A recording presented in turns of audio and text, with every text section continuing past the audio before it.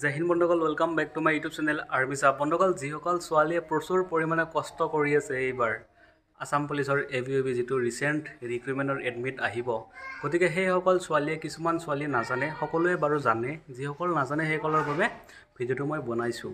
এই ভিডিঅ'টোত মই আপোনালোকক ক'ম কিমান টাইমত আপোনালোকে ৰানিং 1600 মিটাৰ ৰানিং কমপ্লিট কৰি কিমান নাম্বাৰ পাব।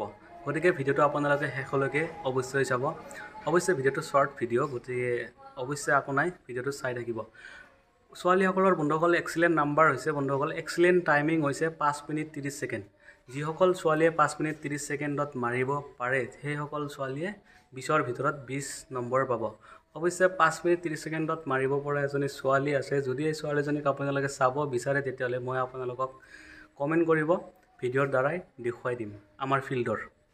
গতিকে 5 মিনিট 30 ছেকেণ্ডত যদি মাৰিব পাৰে তেতিয়াহ'লে আপোনালোকে 20ৰ ভিতৰত 20 নম্বৰ পাব। আৰু তাৰপিছত কম সময় হৈছে 6 মিনিট। 6 মিনিটৰ ভিতৰত যদি আপোনালোকে মাৰিব পাৰে তেতিয়াহ'লে আপোনালোকে কি পাব? 17 নম্বৰ পাব 6 মিনিটত।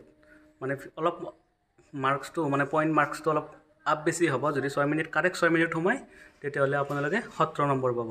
আৰু 6:30ত যদি আপোনালোকে সোমায় তেতিয়াহ'লে 14.6 নম্বৰ পাব।